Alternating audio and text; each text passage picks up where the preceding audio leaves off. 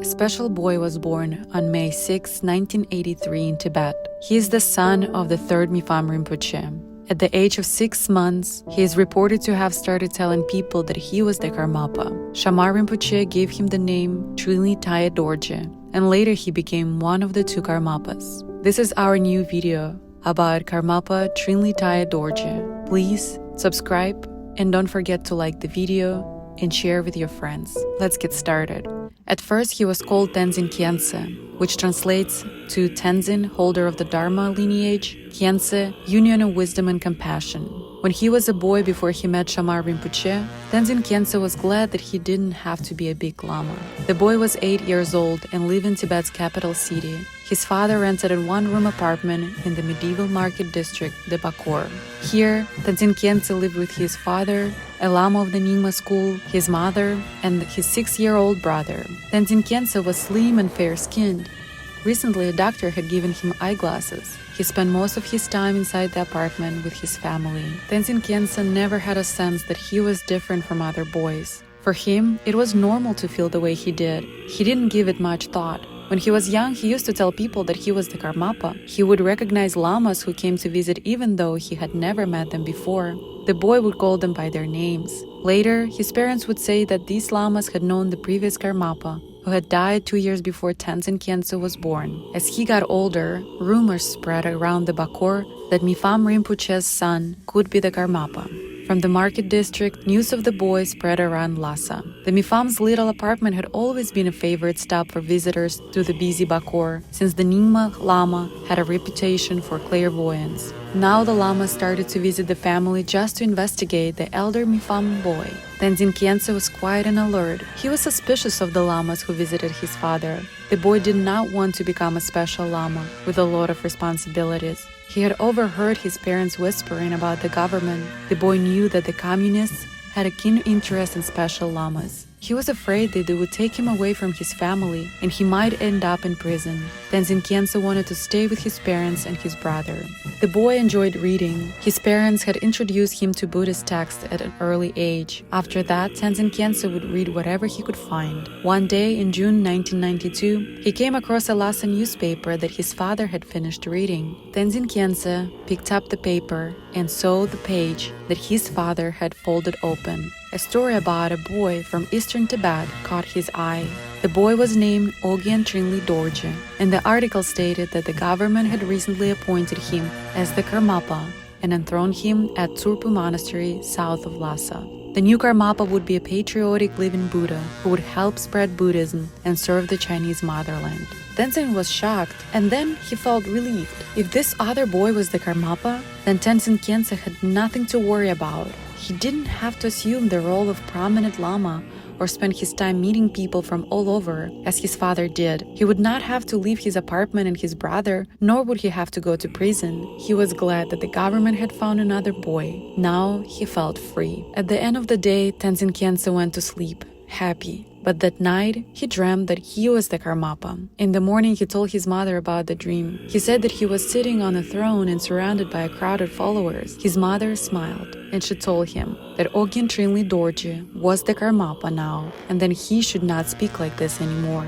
She didn't want him to go around the Bakor with his little brother, the two of them telling people that Tenzin Khyentse was the Karmapa, and other such nonsense. She didn't tell her son that this kind of talk would attract unwelcome attention from the authorities. But Tenzin Khyentse knew that he had to keep this a secret. In 1988, the 14th Shamar Rinpoche went on a secret visit to Lhasa to investigate whether Trinley Thaye Dorje was the reincarnation of the 16th Karmapa, because he said the boy appeared to him in a dream. Shamar Rinpoche recognized the little boy, Tenzin Khyentse, as indeed the 17th Karmapa, Thaye Trinley Dorje. Thaye Dorje's carefully coordinated escape from Tibet to India in 1994 received no media attention. Thaye Dorje was kept out of the spotlight so that he could receive the education, transmissions, and practice time necessary to develop the qualities required of the Karmapa. Shamar Rinpoche then presented Trinley Thaye Dorje to his students as the 17th Karmapa at the Karmapa International Buddhist Institute in New Delhi, India, in March 1994, and he was formally enthroned in Bodh Gaya, where the Buddha achieved enlightenment. He took monastic ordination from Dorje Rinpoche and underwent intensive education under the guidance of Shamar Rinpoche. In June 2014, Karmapa traveled to Germany to return the body of his main teacher, Shamar Rinpoche, who had unexpectedly passed away. Shamar Rinpoche's body was cremated in Kathmandu. The ceremony was led by the Karmapa and attended by many Tibetan and Bhutanese Buddhist masters. The 17th Karmapa is now responsible for finding the reincarnation of the 15th Karmapa and passing on the Karma Kagyu transmissions to him. Thaye Trinley Dorje currently lives in Kalimpong, India. The 14th Shamar Rinpoche was born on October 27, 1952 in the Kingdom of Dorje, Eastern Tibet. The Tibetan title of Shamar means the Lama with the ruby red crown, named after the replica of the Karmapa's own crown bestowed on the Shamarpa. The successive incarnations of the Shamarpas are also known as the Red Head Karmapas. There were 14 reincarnations of the Shamarpa, and we will focus on the 10th, who was banned by the Dalai Lama's lineage. Mifam Chundrup Gyamtso was the stepbrother of the 6th Panchen Lama, Lapsan Palden Yeshe. He was primarily taught by the 8th Thaye Rinpoche and also recognized by the 9th Thaye Rinpoche. Shamar Rinpoche spent many years reviving the Dharma in Tibet. In particular, he attempted to bring the Kagyu teachings to central Tibet, a stronghold of Gelugpa school, with the help of his brother, the 6th Panchen Lama of the Gelugpa lineage. After carrying out this activity, Shamarpa went on pilgrimage to Nepal. According to some sources, a dispute over his claim to his stepmother's material inheritance led to an armed conflict in which the Shamarpa conspired with the Nepalese Gurkha army in 1788. According to other sources, while Shamarpa was on pilgrimage to Nepal, fighting broke out between the Nepalese, Gurkhas, and Tibet. Shamarpa attempted to make peace and mediate in the conflict. In Tibet, the influential Gelugpa minister saw an opportunity to remove a perceived political threat and acquire property. He spent rumors that Shamarpa was instigating the fighting and seized Yangchen Monastery from Shamarpa. The monks were forcibly converted to the Gelugpa school. Subsequently, an order was passed by the government: all Shamarpa's monastery must convert to the Gelugpa school. This, along with other disputes between the Gelugpa and Kagyu schools, led to the exile of the Shamarpa from Tibet and legal ban by the Tibetan government on further Shamarpa incarnations. This ban remained in place until after the Dalai Lama lost power in Tibet during the 1950s, although it was later revealed that the Karmapa had recognized reincarnation of the Shamarpa secretly during the intervening period. Rumtek is at the center of the Karmapa controversy, with a lengthy battle playing out in Indian courts. Two rival organizations, each supporting a different candidate from the 17th Karmapa, claim stewardship of the monastery and its contents. These two organizations are the Tsurpu Labrang, supporting Ogyen Trinley Dorje, and the Karmapa Charitable Trust, supporting Trinley Thaye Dorje. Since 1992, the monastery has been the site of pitched battles between monks supporting the one candidate or the other. Neither candidate resides, nor has been enthroned at Rumtek. Ogyen Trinley Dorje was enthroned at Tsurpu Monastery and Trinley Thaye Dorje in Bodh Gaya. Monks supporting Trinley Thaye Dorje were forcibly removed from Rumtek by Indian security forces to quell violence between the two factions. Armed Indian soldiers still patrol the monastery to prevent further sectarian violence. Upon the death of the 16th Karmapa in 1981, the affairs of Rumtek Monastery were managed by the four regents: Thaye Rinpoche, Jamgon Kandrul Rinpoche, Tsurpu Gyaltsap Rinpoche, and Shamar Rinpoche. Of these four regents, Shamar Rinpoche, being related to the 16th Karmapa, is believed to be a higher reincarnate Lama, occupying a position second only to the Karmapa himself, while the other regents occupy lower positions in the hierarchy.